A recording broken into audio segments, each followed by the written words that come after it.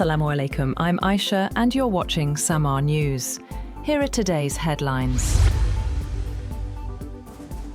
Pakistan has categorically rejected a CBS News report regarding the presence of Iranian aircraft at Noor Khan Air Base, calling it misleading, speculative and sensationalised. The Foreign Office said the aircraft were in Pakistan as part of logistical arrangements linked to Islamabad talks, not because of any military contingency. According to the spokesperson, several aircraft from Iran and the United States arrived in Pakistan following the ceasefire and during the initial round of the Islamabad talks. Pakistan stressed that the Iranian aircraft currently parked in the country arrived during the ceasefire period.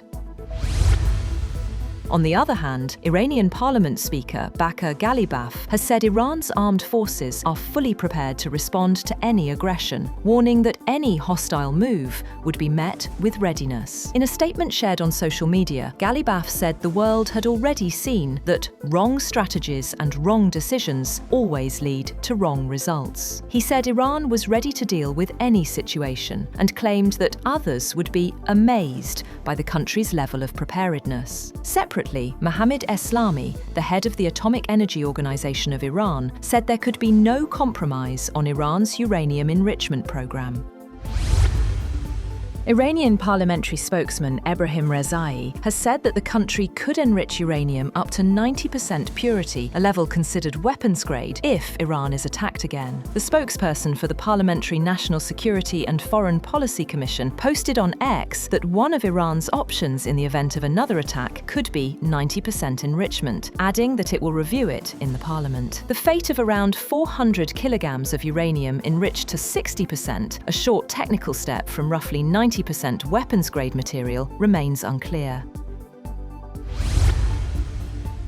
US President Donald Trump says the ceasefire with Iran is on life support after sharply rejecting Tehran's response to a US peace proposal. Speaking in the Oval Office, Trump described Iran's reply as garbage and said he did not even finish reading it. Tehran's response reportedly demanded compensation for war damage, recognition of Iran's authority over the Strait of Hormuz, an end to the US naval blockade, and the lifting of sanctions. The exchange has raised fresh concerns that the conflict could continue disrupting regional stability and global shipping routes. Talking about his upcoming visit to China, Trump said he would discuss American arms sales to Taiwan with President Xi Jinping during talks in Beijing this week. He said the issue would be among several topics on the agenda.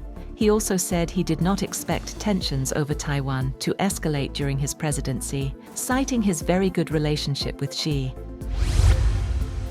British Prime Minister Keir Starmer has defied calls to resign, telling ministers he would get on with governing despite a destabilising 48 hours of growing calls to set out a timetable for his departure after an election drubbing. At a meeting of his cabinet team of ministers, Starmer repeated that, while he took responsibility for one of his Labour Party's worst election defeats, there had been no official move to trigger a leadership contest. He said the past 48 hours have been destabilising for government, and that has a real economic cost for our country and for families.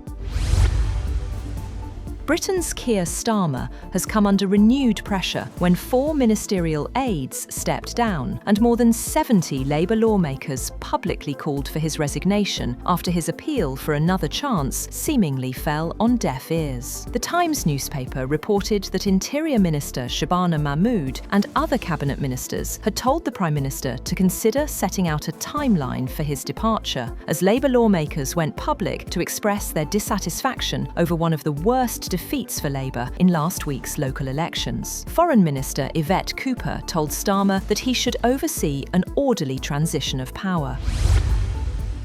French President Emmanuel Macron announces $27 billion in investment commitments for Africa at the Africa Forward Summit in Nairobi, focusing on energy transition, agriculture, and artificial intelligence. He says 14 billion euros will come from French public and private companies, while African investors will contribute 9 billion euros, with the plan expected to create around 250,000 jobs across Africa and France. Macron described the initiative as a partnership of equals, as France works to rebuild influence in English-speaking African countries amid declining ties with several former colonies and growing geopolitical competition.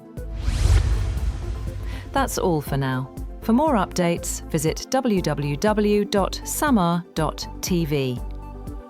Thank you for watching Samaa News.